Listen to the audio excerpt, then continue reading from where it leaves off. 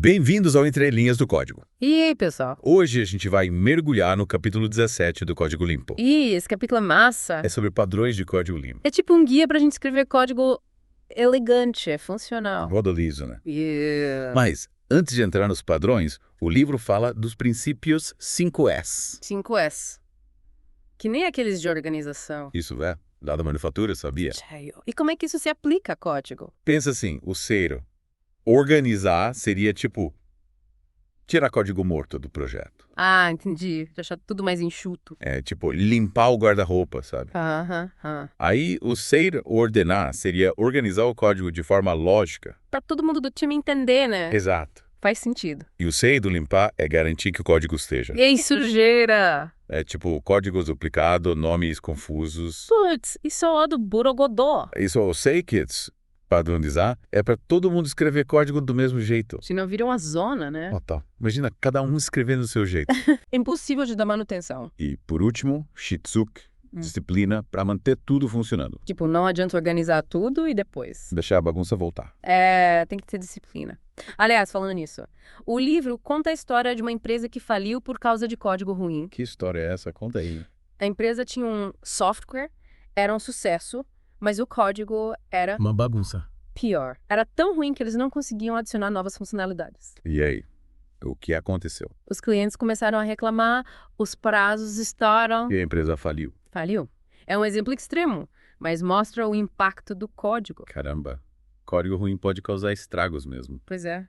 E para evitar isso, o livro dá 4 regras para um design simples. Quais são elas? Primeira, passar em todos os testes. Essa é fundamental. Se o código não passa no teste. É sinal de que tem algo errado. Tipo, construir uma casa sem ver se as paredes estão firmes, né? Exato. Segunda regra. Eliminar a duplicação. Ah, código duplicado é um problema, né? É como ter várias cópias do mesmo documento, cada uma com alterações diferentes. Uma bagunça para manter tudo atualizado. Total. Terceira regra. O código tem que expressar a intenção. Ou seja, Tem que ser fácil de entender o que ele faz. sem precisar quebrar a cabeça, né? Isso. E a quarta regra. Minimizar o número de entidades. Tipo, classes, métodos, funções. Muita entidade deixa o código complexo. Difícil de entender. E aí, o que você achou dessas regras? Conhece outras. São bem importantes. Mas como a gente aplica tudo isso na prática? O livro é tipo uma escola de código limpo, sabe? Com o Uncle Bob como professor? Isso. Ele é tipo o nosso mentor. Que legal. E o que mais ele ensina? Ele fala que a gente tem que estar sempre aprendendo, sabe? Tipo, buscar novas técnicas, melhorar o que a gente já sabe. Isso. Afinal, a tecnologia está sempre mudando, né? É como aprender um idioma, tem que praticar sempre. Exato. E essa busca por melhorar se reflete na ideia de que um código. Deve sempre melhorar com o tempo. Você já trabalhou em algum projeto onde o código melhorou ao longo do tempo? Já. E é muito legal ver o código evoluindo, ficando mais limpo. Que nem cuidar de um jardim, né? A gente planta o código, cuida dele. E ele vai crescendo e ficando bonito. Exatamente. E assim como um jardineiro cuida do jardim, um bom programador. Cuida do código. Você vê que código limpo é profissionalismo, respeito pelo trabalho. Totalmente. E por falar em profissionalismo, o livro fala do programador. Como um profissional da área de software. A gente tem que levar a sério o nosso trabalho, né? Com certeza. A gente impacta a vida das pessoas com o nosso código. Verdade. E no próximo bloco, a gente vai analisar um exemplo prático de código problemático que o Uncle Bob mostra no livro. Aquele da classe Serial Date. Isso. A gente vai ver como ele usa os princípios que a gente discutiu para transformar esse código. Vai ser massa. E aí, tá pronto para colocar a mão na massa? Tô pronto. Bora lá, então. No capítulo 17, o Uncle Bob pega um código cheio de problemas. Que código é esse? O da classe Serial Date. Ah, tá. E qual é o problema com ele? É um código real, sabe? Mas que foi acumulando problemas com o tempo. Tipo carro velho, né? Por fora parece bonito, mas por dentro. Amazônia. Cheio de gambiarras, código duplicado, nomes confusos. E o que o Uncle Bob faz? Ele analisa o código método por método, mostrando os problemas. Tipo o médico, né? Fazendo o diagnóstico. Isso, ele mostra a falta de testes, a complexidade, a falta de clareza. Nossa, e como ele resolve tudo isso? Com refatoração. Refatoração. Que é isso? É como reformar uma casa, sabe? Ah, entendi. Mudar as coisas de lugar, pintar, melhorar. Isso. No código, a gente reorganiza as classes, métodos, variáveis. Para deixar tudo mais organizado. E o Uncle Bob mostra como fazer isso passo a passo. Que legal. Tipo um guia prático, né? Exatamente. Ele explica cada decisão, cada técnica. E no final, o código fica como? Limpo, elegante, fácil de entender e de manter. Que vem um carro novo, né? É. E a gente se sente orgulhoso do resultado. É a mágica da programação. Exato. A gente transforma um monte de código em algo que funciona. Mas essa mágica só acontece com código limpo, né? Sim, código fácil de entender, modificar, testar. Tipo um prédio bem construído. É. Se a gente não se preocupa com a qualidade, tudo desaba. A gente não quer isso, né? Não, queremos construir sistemas robustos, confiáveis. Que durem por anos. Isso. E que a gente tem orgulho de ter feito. Mas e como a gente evita de se apegar ao código? Às vezes a gente gosta tanto do nosso código que não vê os problemas. Um filho, né? A gente acha que ele é perfeito. Mas às vezes ele precisa uns ajustes, né? Sim. A gente tem que estar pronto para refatorar e escrever. Melhorar sempre. Exatamente. A prática leva à perfeição. E essa busca por melhorar é importante, né? É. Buscar novas técnicas, aprender com os erros. Ser humilde e reconhecer que a gente não sabe tudo. Isso. E estar sempre aprendendo. Explorar novas áreas, novas tecnologias, É como se não é explorador, né? descobrindo novos mundos. E para nos ajudar, o livro dá várias ferramentas e técnicas. Que tipos de ferramentas? Testes unitários, análise de código, refatoração. Nossa, uma caixa de ferramentas completa. Mas a gente precisa saber usar cada ferramenta. Isso só vem com a prática, né? Com certeza. E com persistência, sem desistir. A gente tem que se orgulhar da nossa profissão, né? Sim, ética, responsabilidade. Compromisso com a qualidade. E lembrar que a gente escreve código para as pessoas, não para as máquinas. Verdade. E no próximo bloco a gente vai ver como o Uncle Bob ensina a lidar com a complexidade do código. Manter tudo organizado, fácil de entender. Tipo um mapa, né? Isso. Pra gente não se perder no meio do código. Estamos de volta para a última parte do nosso mergulho no capítulo 17 do Código Limpo.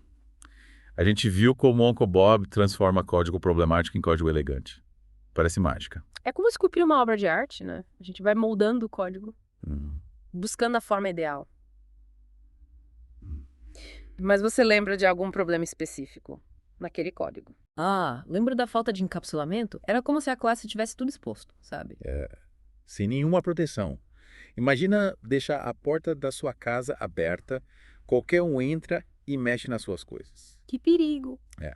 A falta de encapsulamento causa vários problemas. Dificuldade para modificar o código, erros se espalhando. É como tentar consertar um cano furado sem fechar o registro. Uma bagunça. Mas como o Uncle Bob resolveu isso? Ele ensinou a gente a proteger os nossos dados, criar métodos de acesso, validar as entradas, usar os tipos certos. É como ter um segurança na porta, né? Isso. E aí o código fica mais seguro, mais fácil de entender, de modificar. Fica mais elegante também, né? Com certeza. É como uma casa bem projetada, tudo no seu lugar. A gente se sente bem em uma casa assim, né?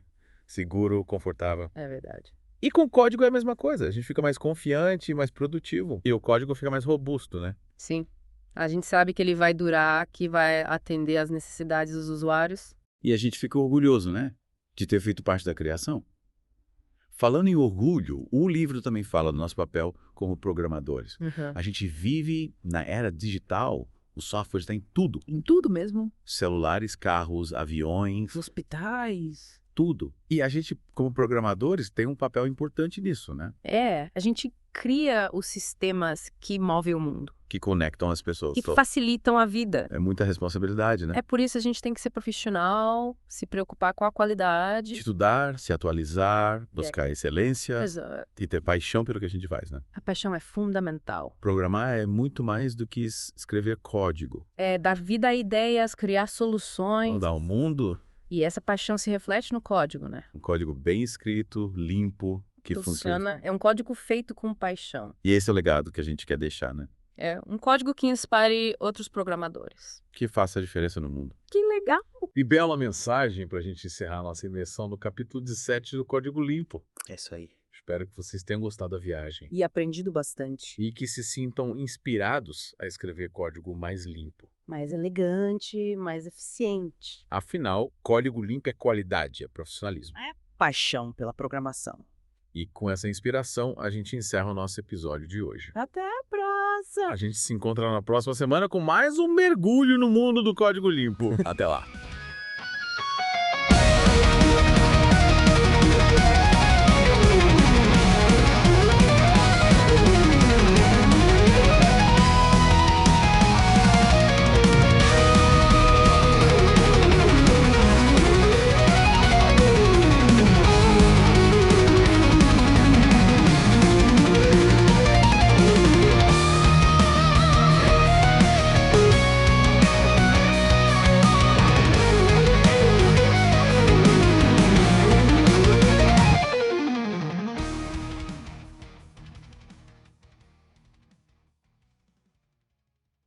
Bem-vindos ao Entre Linhas do Código. No nosso mergulho de hoje, a gente vai desvendar o capítulo 18 do Código Limpo, né? Congelando o código. Esse título é sugestivo, hein? Então, já pensou? Quando a gente deve parar de adicionar funcionalidades e começar a organizar a bagunça? Boa pergunta. A gente sempre quer colocar mais coisa no código, né? Será que tem um momento certo para parar e dar aquela geral, limpar tudo? É disso que esse capítulo fala, né? Exatamente. E para começar com um exemplo, imagina só.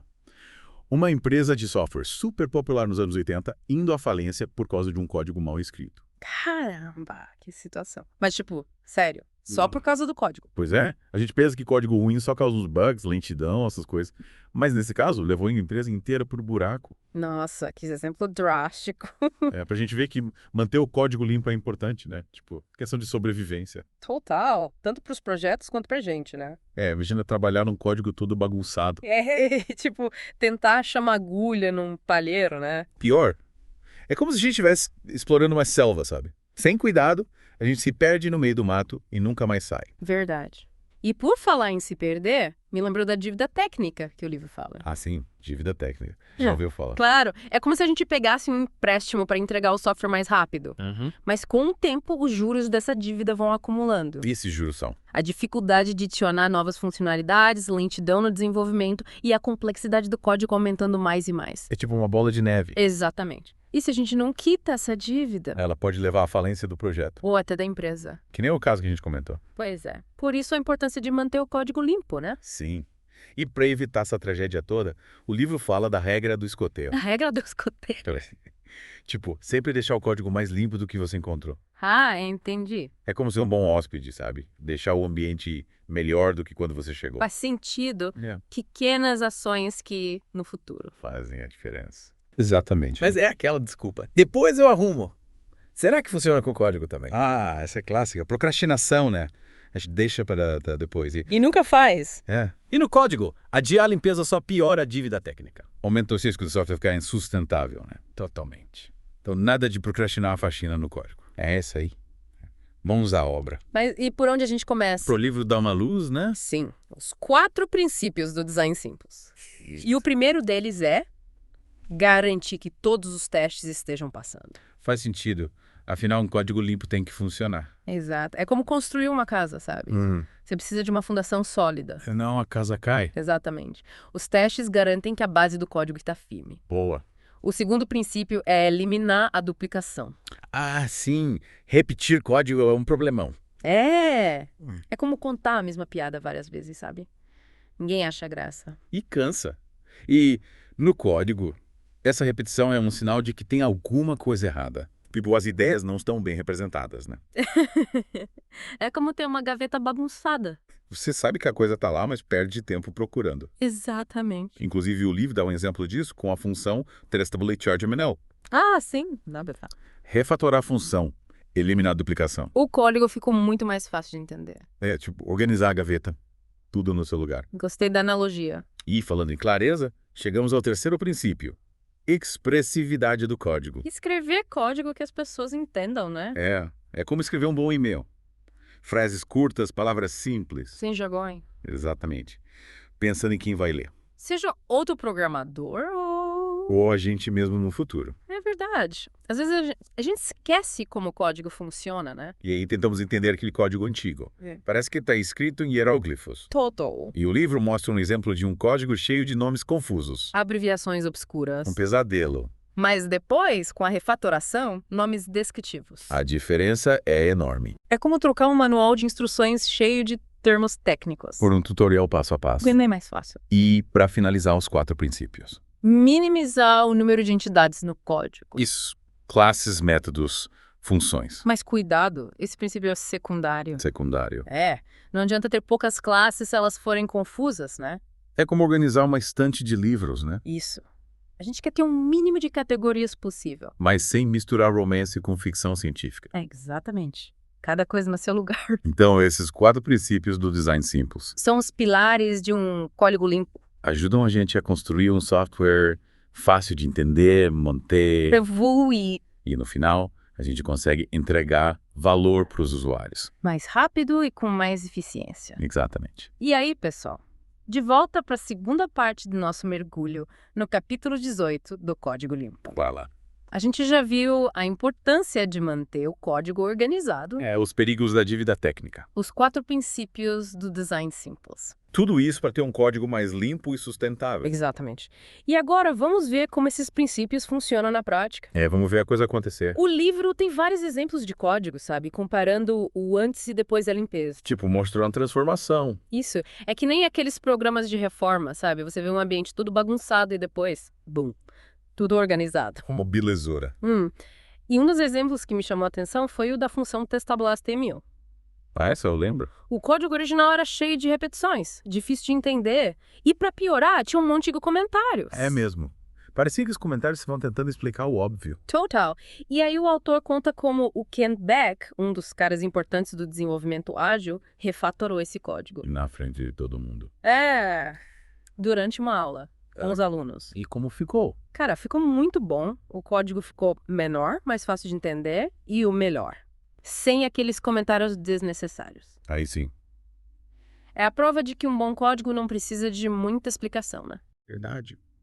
Falando em comentários, esse é um tema que sempre gera discussão, né? Tem gente que ama, tem gente que odeia. Mas o que o Código Limpo diz sobre isso? O livro defende que, na maioria das vezes, os comentários são um sinal de alerta. Sinal de alerta. Eles indicam que o código não está claro o suficiente.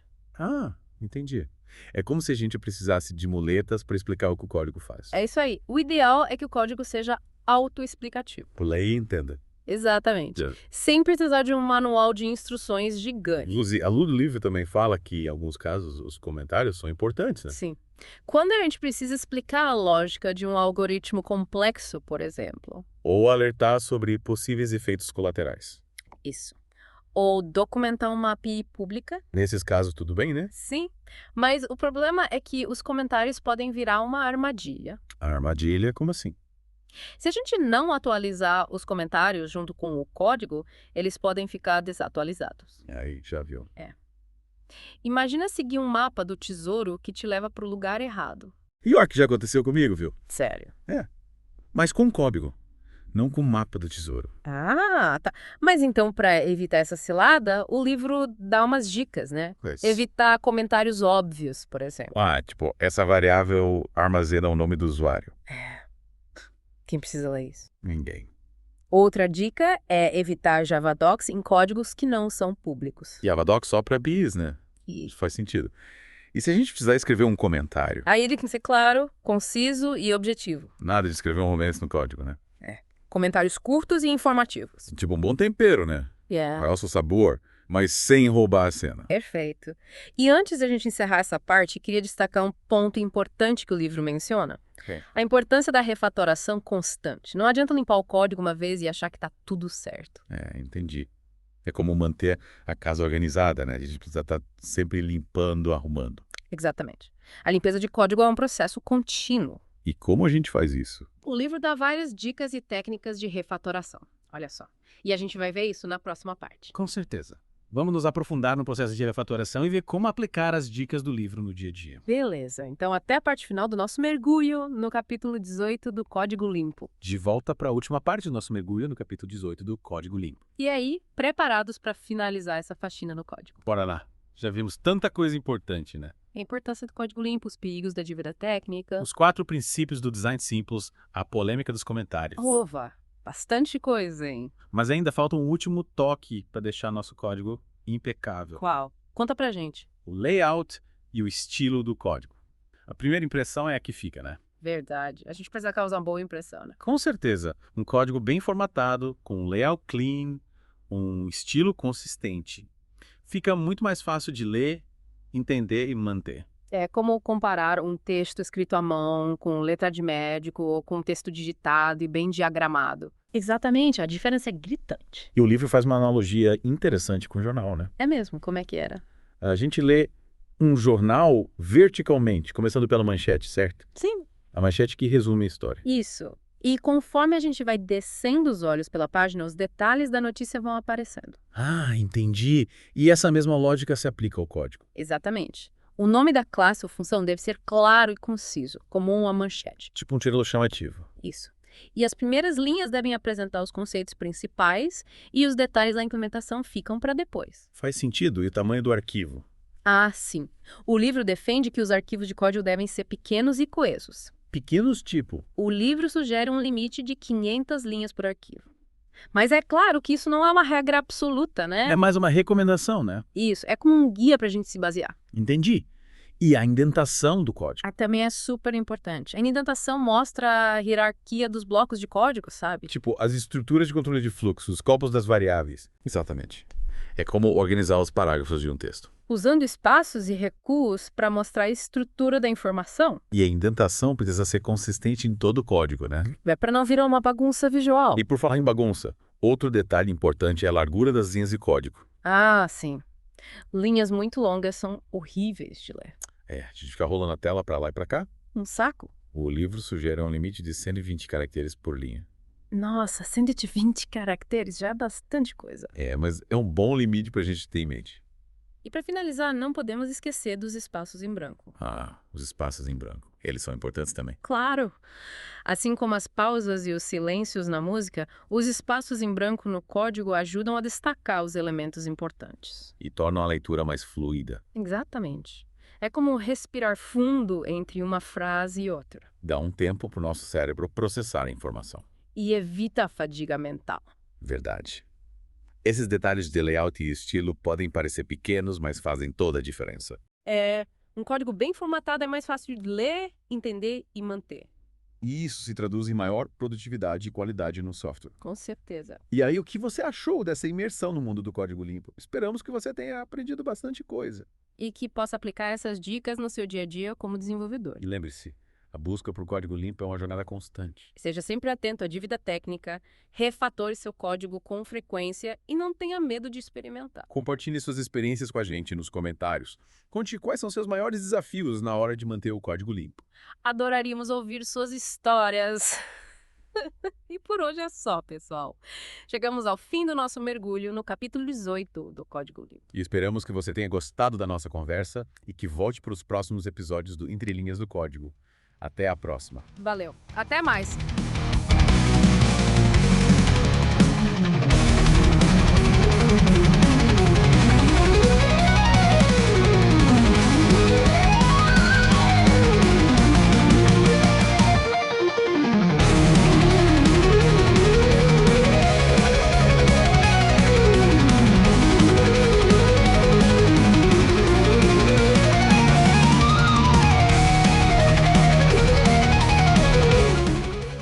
Bem-vindos ao Entre Linhas do Código. É isso aí. Hoje a gente vai mergulhar no capítulo 19 de Código Limpo. Emerge a arquitetura. Isso! Vamos descobrir como essa arquitetura, pode, surgir organicamente, que nem uma plantinha. É como se a gente estivesse plantando uma semente, né? É. E aí, com cuidado, atenção, ela vai crescendo e se transformando em uma estrutura, né? Complexa e organizada. Sem a gente precisar ficar, planejando tudo rigidamente. Vai ser aquele planejamento engessado, né? É o Robert T. Martin. Ele usa uma metáfora, né? Ele compara, criar um software com construir um prédio. Sim. Faz sentido, né? Porque em ambos os casos você tem um projeto inicial, etapas a serem seguidas e um produto final para entregar. Mas aí ele fala que essa analogia, ela pode nos enganar.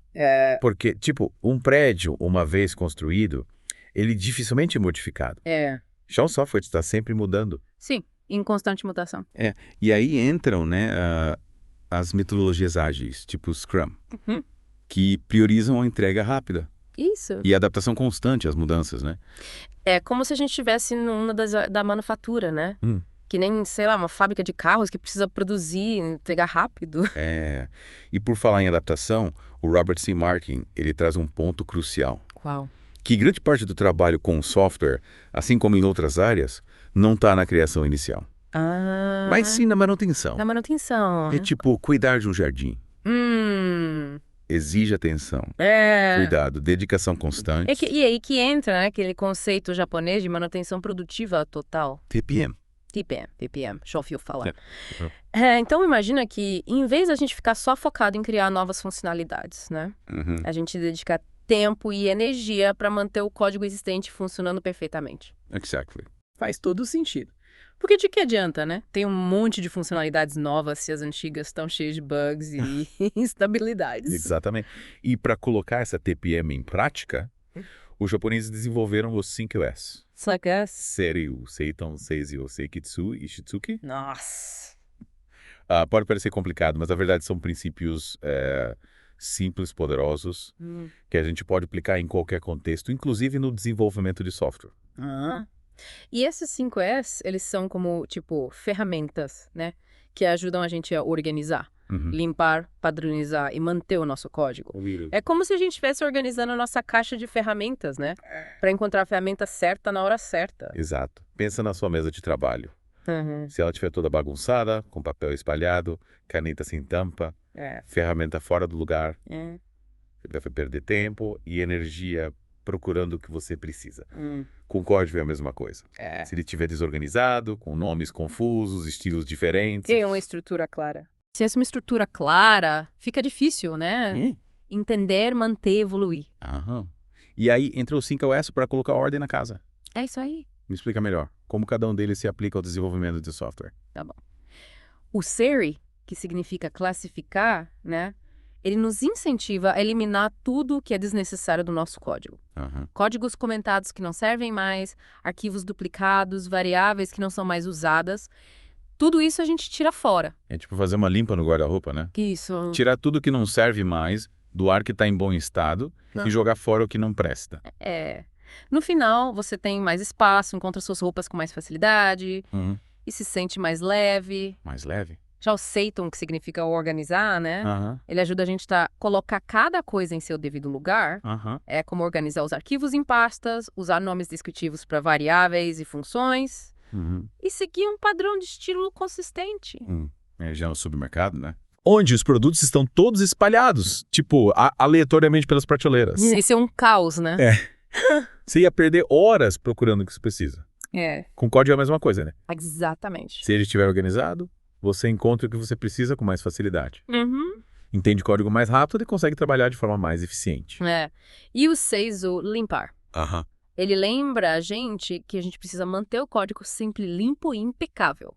Isso significa remover código morto, corrigir erros de formatação e garantir que o código esteja sempre legível e fácil de entender. É como limpar a casa, né? Isso. Tirar o pó, aspirar o chão, lavar a louça. É um trabalho constante, mas que faz toda a diferença no final. Um código limpo é como uma casa bem cuidada, mais agradável de trabalhar, inspira mais confiança, transmite uma sensação de profissionalismo. Exatamente. E o Seiketsu, que significa padronizar, ele incentiva a gente a criar padrões e regras para o nosso código. Isso inclui, né, definir um guia de estilo, usar ferramentas de análise de código e automatizar tarefas repetitivas. É como ter um manual de instruções para o seu código. Com padrões claros e bem definidos. Todos os membros da equipe trabalham da mesma forma. O que garante a consistência do código e facilita a manutenção. Isso aí. E por fim, o Shitsuki. Shitsuki. Que significa disciplina, né? Ele lembra a gente que a gente precisa ser disciplinado para seguir os 5S no dia a dia. Não adianta nada organizar o código uma vez e depois deixar tudo virar bagunça de novo. A disciplina é fundamental para que os 5S se tornem um hábito e para que o código se mantenha limpo, organizado e fácil de manter a longo prazo. É como ter uma rotina de exercícios físicos, né? De nada adianta malhar um dia e depois ficar meses sem se exercitar. A chave para o sucesso é a constância, a disciplina. Com o código é a mesma coisa.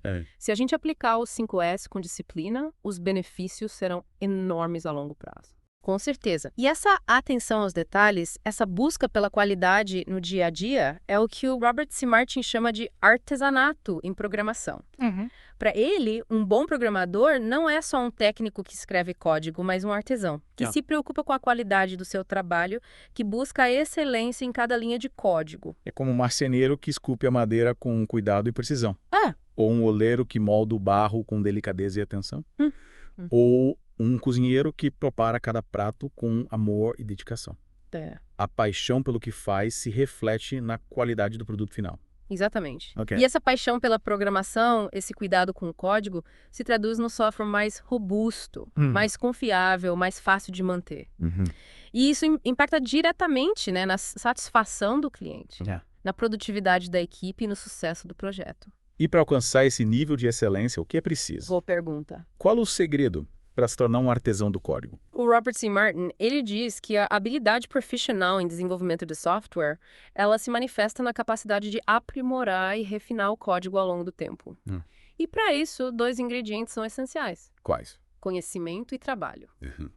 Ou seja, teoria e prática andando de mãos dadas. É como aprender a tocar um instrumento musical, né? Isso. Se você estudar a teoria musical, praticar os exercícios e dedicar horas e horas de estudo e treino para dominar a técnica. E mesmo depois de anos de experiência, um bom músico nunca para de aprender, né? E de se aperfeiçoar. Com programação é a mesma coisa. Exatamente. A gente precisa estudar os conceitos, as ferramentas, as linguagens, mas também precisa colocar a mão na massa. Escrever código, testar, errar, aprender com os erros e continuar evoluindo. E falando em evolução, o Robert C. Martin, ele critica um conceito que era muito popular no passado. O BDUF. Big Design Upfront. A ideia era tentar prever todos os detalhes da arquitetura do software, antes mesmo de começar a programar. Mas será que isso funciona na prática? Em mundo ideal, talvez. Mas na realidade, as coisas mudam o tempo todo. Novas tecnologias surgem. Os requisitos do cliente evoluem. E a gente precisa ser flexível para se adaptar a essas mudanças. É como tentar planejar uma viagem de carro com meses de antecedência, definindo cada parada, cada restaurante, cada atração turística. Pode ser divertido no papel, mas na prática. Imprevistos acontecem, novos lugares surgem no caminho. E a gente precisa ter a liberdade para mudar os planos. E aproveitar as oportunidades que aparecem. E é aí que entra a ideia de que a arquitetura deve emergir organicamente. A partir das necessidades do projeto e das decisões que a gente toma ao longo do processo. Em vez de tentar definir tudo de antemão, a gente começa com uma estrutura simples. Desacoplada. E vai adicionando complexidade gradualmente. Conforme as necessidades vão surgindo. É como construir uma casa, né? Tijolo por tijolo. Sem a necessidade de um projeto arquitetônico detalhado. A gente vai construindo, observando, ajustando.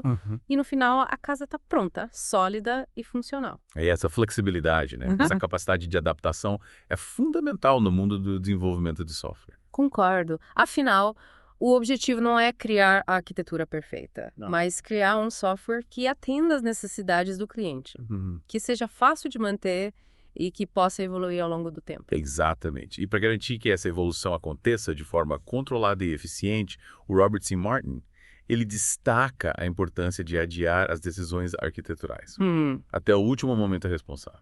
É como escolher o melhor caminho para chegar a um destino, né? Se a gente sair dirigindo sem um mapa, sem um GPS, a gente pode acabar se perdendo, pegando atalhos perigosos, dando voltas desnecessárias. Mas se a gente esperar até ter mais informações sobre o caminho, sobre as condições do tráfego, sobre os pontos turísticos que a gente quer visitar, a gente pode tomar decisões mais inteligentes. E chegar ao nosso destino de forma mais rápida, segura e agradável. Com a arquitetura de software é a mesma coisa. Se a gente tomar decisões precipitadas, sem ter todas as informações necessárias, a gente pode acabar criando uma estrutura complexa, difícil de manter, que não atende às reais necessidades do projeto. Isso. Mas se a gente esperar o momento certo, a gente vai ter mais clareza sobre o problema que a gente está tentando resolver, sobre as tecnologias que a gente pode usar, sobre as restrições do projeto. E aí a gente vai poder tomar decisões mais acertadas, que vão resultar num software mais robusto, mais flexível e mais fácil de evoluir. Exatamente. E para nos ajudar a tomar essas decisões de forma mais eficiente, o Robert C. Martin, ele introduz o conceito de linguagens específicas de domínio, ou DSLs. DSLs. Me explica melhor o que são e como elas podem nos ajudar na construção de um software de qualidade. Imagina que você está desenvolvendo um software para um banco. Você precisa lidar com conceitos específicos do domínio bancário, né? Tipo contas, transações, empréstimos, juros. E aí, em vez de usar a linguagem de programação tradicional para expressar esses conceitos, você cria uma DSL específica para o domínio bancário. Entendi. Essa DSL seria como um dialeto que todos os envolvidos no projeto conseguem entender. desde os programadores até os especialistas em negócios. Ou seja, em vez de usar termos técnicos que só os programadores entendem, a gente usa uma linguagem mais próxima do negócio, que facilita a comunicação entre todos os envolvidos no projeto. Exatamente. E essa clareza na comunicação, ela é fundamental para garantir que o software atenda às reais necessidades do cliente. E como as DSLs se conectam com a ideia de arquitetura emergente? As DSLs, elas nos ajudam a criar um código mais expressivo, mais conciso, mais fácil de entender. E isso facilita a manutenção do software, a evolução da arquitetura e a implementação de novas funcionalidades. E como se a gente estivesse criando um idioma próprio por projeto, né? Isso. Que facilita a comunicação entre todos os envolvidos. E essa comunicação fluida, eficiente, é fundamental para que a arquitetura do software possa emergir de forma orgânica, a partir das necessidades do projeto, das decisões que a gente toma ao longo do processo. Uau, quanta informação valiosa. Mas ainda não acabou, pessoal. Não. Fiquem ligados para a segunda parte do nosso mergulho em Emerge Arquitetura. Isso aí. E aí, pessoal, de volta para a segunda parte do nosso mergulho em Emerge Arquitetura. Verdade. No último bloco, a gente estava falando dos 5S, né? Da importância da manutenção e de como a arquitetura pode, emergir de forma orgânica. A gente abriu a caixa de ferramentas japonesa, né? Yeah. Aprendemos a organizar a casa. Que é o melhor. O código. Isso. A viagem não termina por aqui. Não. Hoje, a gente vai se aprofundar no mundo das DSLs, as linguagens específicas de domínio. Isso. E entender como elas podem nos ajudar a construir softwares, né? Mais robustos, flexíveis e fáceis de manter. E para começar, que tal um exemplo prático? Manda bar. O Robert C. Martin fala da Fitness, que é um framework para testes de software que usa DSLs, para, tornar os testes mais expressivos, mais fáceis de entender. Já imaginou escrever testes que até a sua avó consegue entender? Nossa, seria um sonho. Pois é. Mas como isso funciona na prática? Com a Fitness, a gente pode criar tabelas e instruções que descrevem o comportamento esperado do sistema, usando uma linguagem mais próxima do problema que a gente está tentando resolver. É como se a gente estivesse escrevendo um roteiro para o software, com cenários, atores e ações bem definidos. Interessante. E quem pode escrever esses roteiros? Só os programadores. Ou outras pessoas da equipe também podem participar? Essa é a melhor parte. Com o Fitness, a gente democratiza o processo de teste. Qualquer pessoa da equipe, mesmo sem conhecimento técnico, pode contribuir para a criação dos testes. Sério? Testadores, analistas de negócios, designers, todos podem colaborar para garantir a qualidade do software. Que legal. É como se fosse jogo de tabuleiro, né? Que todo mundo pode participar e contribuir para a vitória. Exatamente. Mas me fala uma coisa. Quais as vantagens de usar DSLs em testes de software? Bom, em primeiro lugar, as DSLs tornam os testes mais claros, concisos e fáceis de entender. Imagina um teste escrito em linguagem de programação tradicional, com um monte de código complexo, difícil de decifrar. Com DSLs, o teste se torna um texto, né? mais próximo da linguagem humana, o que facilita a compreensão por todos os membros da equipe. Faz sentido. De que adianta ter um teste super complexo se ninguém consegue entender o que ele está testando? Exatamente. Além disso, os testes escritos em DSLs, eles tendem a ser mais robustos, porque eles refletem diretamente a linguagem do problema que a gente está tentando resolver. É como se a gente estivesse traduzindo os requisitos do sistema para uma linguagem que o computador consegue entender. E essa tradução precisa ser precisa e eficiente, né? Isso. Para que os testes realmente garantam a qualidade do software. Com certeza. Mas, e além dos testes, em que outras áreas as DSLs podem ser aplicadas no desenvolvimento de software? Olha, as DSLs são ferramentas versáteis, né? E podem ser usadas em diversas áreas, como configuração de sistemas, geração de código e até modelagem de interfaces de usuário. Nossa. Imagina, por exemplo, que você precisa criar um arquivo de configuração para um servidor web. Em vez de escrever um arquivo de texto cheio de parâmetros técnicos e difíceis de entender, você pode usar uma DSL específica para a configuração de servidores web. Entendi. Essa DSL teria uma sintaxe mais amigável, com comandos intuitivos e fáceis de lembrar. Seria como montar um quebra-cabeça, com peças que se encaixam perfeitamente, sem a necessidade de usar força bruta. Legal. E com isso a gente simplifica a configuração do servidor, né? Isso. Reduz o risco de erros e torna o processo mais acessível para pessoas com menos conhecimento técnico. Exatamente. E o melhor de tudo, As DSLs podem ser usadas para gerar código automaticamente. É mesmo? Imagine que você precisa criar um conjunto de classes que seguem um padrão específico. Em vez de escrever todo o código manualmente, você pode usar uma DSL para definir o padrão e gerar o código automaticamente. Nossa, seria como ter um robô programador, né? Que escreve o código pra gente. Com isso, a gente economiza tempo, reduz o risco de erros, garante a consistência do código. Exatamente. E as DSLs também podem ser usadas para modelar interfaces de usuário. Imagina que você precisa criar uma tela de cadastro de clientes.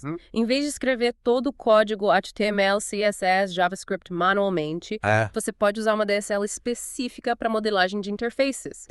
Essa DSL teria elementos visuais que representam os componentes da interface, como botões, campos de texto, listas suspensas. Seria como desenhar a interface num editor gráfico, né? E gerar o código automaticamente a partir do desenho. Caramba! As DSLs parecem realmente poderosas. Mas com tantas vantagens assim, por que elas não são mais usadas no desenvolvimento de software? Essa é uma ótima pergunta. As DSLs são ferramentas incríveis, mas elas exigem um certo investimento inicial para serem criadas e implementadas. Nem sempre compensa criar uma DSL para um projeto pequeno ou para um problema que pode ser resolvido de forma mais simples. Faz sentido. É como comprar uma ferramenta super potente para fazer um reparo simples em casa. Às vezes um martelo e uma chave de fenda já são suficientes. Exatamente. Mas quando a gente está lidando com um projeto complexo, com um domínio específico e com a necessidade de colaboração entre diferentes membros da equipe, as DSLs podem ser grandes aliadas. Elas nos ajudam a criar um código mais limpo, mais expressivo, mais fácil de entender e de manter. Exatamente. E no fim das contas, o objetivo das DSLs é o mesmo do código limpo. Facilitar a vida do desenvolvedor e garantir a qualidade do software. E falando em código limpo, o Robert C. Martin também aborda a importância da refatoração para manter a arquitetura do software em constante evolução. Isso. Lembra da nossa analogia com o jardim? Sim. Assim como a gente precisa podar as plantas, né? Remover as ervas daninhas, adicionar nutrientes para que o jardim continue bonito e saudável. A gente precisa refatorar o código constantemente para eliminar duplicações. Melhorar a legibilidade e simplificar a estrutura. Isso. E essa jardinagem do código, né? Não é um processo que acontece só no final do projeto. Não. Mas sim durante todo o ciclo de desenvolvimento. A cada nova funcionalidade implementada, a gente precisa analisar o código. Isso. E verificar se há oportunidade de refatoração. E como a gente sabe se código precisa ser refatorado? Boa pergunta. Tem algum sinal, né? Que indica a necessidade de uma boa faxina. Com certeza. Alguns sinais clássicos são código duplicado, métodos longos e complexos, classes com muitas responsabilidades, nomes confusos e falta de testes. E quando a gente encontra esses sinais, é hora de arregaçar as mangas. E coloca a mão na massa? Botar a mão na massa? A refatoração é um processo contínuo, né? Que ajuda a gente a manter o código limpo, organizado e fácil de entender. E essa limpeza no código contribui para um software, né? Mais flexível, fácil de manter e menos propenso a erros. Com certeza. Mas me fala uma coisa, como a refatoração se conecta com a arquitetura do software? A refatoração não se limita a melhorar o código em si, mas também impacta a estrutura do software como um todo. Quando a gente refatorou o código, a gente pode identificar oportunidades para melhorar a arquitetura. Como, por exemplo, eliminar dependências desnecessárias, criar novas abstrações, modularizar o código de forma mais eficiente. Ou seja, a refatoração não é só uma questão estética, né? Não. Mas sim um processo estratégico. Isso. Que nos ajuda a criar um software mais robusto, mais escalável e mais fácil de evoluir. Exatamente. E essa evolução da arquitetura é fundamental para que o software possa acompanhar as mudanças no mercado, as novas tecnologias e as demandas dos clientes. E para finalizar o capítulo, o Robert C. Martin, ele apresenta uma série de dicas, né, para criar arquiteturas de software que emergem organicamente.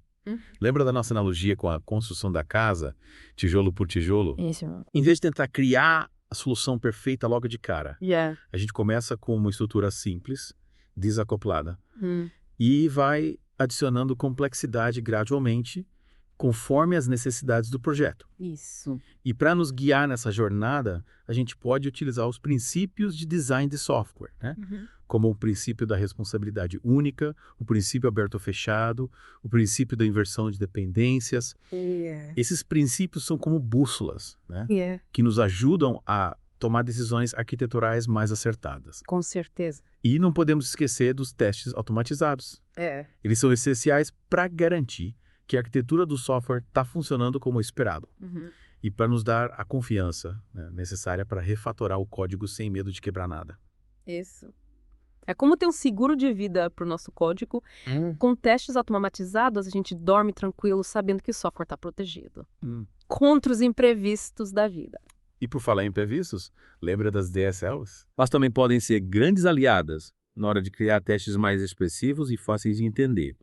Com DSLs, a gente transforma o código dos testes em algo mais próximo da linguagem humana. É como se a gente estivesse escrevendo um roteiro pro software, né? Com cenários, atores e ações bem definidos. E o mais legal é que qualquer pessoa da equipe, mesmo sem ser programador, consegue entender o que está sendo testado. Exato. Com DSLs, a gente democratiza o processo de teste e garante que todos os envolvidos no projeto, desde o cliente até o programador, estejam na mesma página. E para finalizar o nosso mergulho, que tal a gente relembrar aquele conceito fundamental, que permeia todo o capítulo. A arquitetura de software é um processo iterativo e incremental que evolui junto com o código. Isso. Não existe uma fórmula mágica, um plano perfeito que a gente possa seguir à risca. A gente precisa ter a flexibilidade para adaptar a arquitetura, né? As mudanças do projeto, as novas tecnologias, as demandas dos clientes. É como navegar em um mar agitado. A gente precisa ajustar as velas, mudar o curso e se adaptar às condições do tempo para chegar ao nosso destino em segurança. E o Robert C. Martin nos dá a bússola para navegar nesse mar. Ele nos ensina a começar simples, a usar padrões de projeto, a escrever testes automatizados, a refatorar o código e a ter a humildade de reconhecer que a arquitetura não é algo estático, mas sim um processo dinâmico que evolui com o tempo. Exatamente. Última parte do nosso mergulho aqui em Emerge Arquitetura. Passamos pelas ferramentas japonesas, desvendamos os mistérios das DSLs e agora, para finalizar, vamos ver como colocar tudo isso em prática no dia a dia. É isso aí. Chegou a hora da gente arregaçar as mangas e transformar o conhecimento em ação. É isso aí. E para começar, que tal a gente relembrar aquele conceito fundamental que o Robert C. Martin tanto defende? Começar simples. Mandou bem. Nada de querer construir um castelo logo de cara. A gente tem que ter a humildade de começar com uma base sólida, uma estrutura simples e desacoplada, que permita a gente crescer e evoluir com o tempo. É como construir uma casa com Lego. A gente começa com peças básicas, explora as possibilidades, testa diferentes combinações e aos poucos vai dando forma à nossa criação. E se precisar mudar alguma coisa no caminho, é só desmontar as peças e remontar de outra forma. Sem drama, sem estresse. Sem estresse. E como a gente garante que essa estrutura inicial seja realmente flexível, fácil de modificar, tem algum segredo. Um dos segredos é seguir o princípio da responsabilidade única. Cada módulo do nosso software deve ter apenas uma função bem definida. É como se cada peça do nosso Lego tivesse uma função específica. Uma serve para construir paredes, outra para fazer janelas, outra para criar o telhado. E se a gente misturar as funções, a coisa complica. Imagina uma peça de Lego que tenta ser parede, janela e telhado ao mesmo tempo. Ia virar uma bagunça. Exatamente. Com o código é a mesma coisa. Se a gente criar módulos que fazem um monte de coisas ao mesmo tempo, o código fica difícil de entender, de modificar, de testar. Aí a gente acaba criando um monstro de software que ninguém consegue controlar. E como a gente doma esse monstro? Tem algum antídoto? Tem sim. E o nome dele é padrões de projeto. Padrões de projeto? Eles são como receitas testadas e aprovadas para resolver problemas comuns de arquitetura de software. É como ter um livro de receitas com soluções para todos os gostos e necessidades. Então, em vez de inventar a roda toda vez que a gente se depara com um problema, a gente pode consultar o livro de receitas e encontrar uma solução pronta. Exatamente. Os padrões de projeto nos ajudam a criar soluções mais robustas, mais eficientes, mais fáceis de entender. É como ter um mapa que nos guia pelos caminhos mais seguros e eficientes da arquitetura de software. E falando em segurança, lembra da importância dos testes automatizados? Sim. Eles são como os nossos guarda-costas, né? Que protegem a gente dos bugs e garantem a qualidade do nosso software. Verdade. Os testes automatizados são essenciais para garantir que a nossa estrutura, a nossa arquitetura, esteja funcionando como esperado. E eles nos dão a confiança necessária para refatorar o código, adicionar novas funcionalidades e evoluir o software sem medo de quebrar nada. É como ter um seguro de vida para o nosso código. Com testes automatizados, a gente dorme tranquilo, sabendo que o software está protegido contra os imprevistos da vida. Exatamente. E por falar em imprevistos, lembra das DSLs? Elas também podem ser grandes aliadas na hora de criar testes mais expressivos, fáceis de entender. Com DSLs, a gente transforma o código dos testes em algo mais próximo da linguagem humana. É como se a gente estivesse escrevendo um roteiro para o software, com cenários, atores e ações bem definidos. E o mais legal é que qualquer pessoa da equipe, mesmo sem ser programador, consegue entender o que está sendo testado. É verdade. Com DCS, a gente democratiza o processo de teste e garante que todos os envolvidos no projeto, desde o cliente até o programador, estejam na mesma página. E para a gente finalizar o nosso mergulho de hoje, que tal a gente relembrar aquele conceito fundamental que permeia todo o capítulo? A arquitetura de software é um processo iterativo e incremental que evolui junto com o código. Isso. Não existe uma fórmula mágica, um plano perfeito que a gente possa seguir à risca. A gente precisa ter a flexibilidade para adaptar a arquitetura às mudanças do projeto, às novas tecnologias, às demandas dos clientes. É como navegar em um mar agitado. A gente precisa ajustar as velas, mudar o curso, se adaptar às condições do tempo para chegar ao nosso destino em segurança. E o Robert C. Martin, ele dá a bússola para a gente navegar nesse mar. Ele ensina a gente a começar simples, usar padrões de projeto, escrever testes automatizados, refatorar o código e ter a humildade de reconhecer que a arquitetura não é algo estático, mas sim um processo dinâmico que evolui com o tempo. É isso aí. E com isso, chegamos ao fim da nossa jornada por Emerge Arquitetura. Espero que vocês tenham gostado do mergulho e que estejam inspirados a aplicar os ensinamentos do Robert C. Martin nos seus projetos. E lembrem-se, a arquitetura não é um fim em si mesma, mas sim um meio para criar softwares que atendam às necessidades dos clientes, que sejam fáceis de usar e que tragam valor para o negócio. Até a próxima, no Entre Linhas do Código.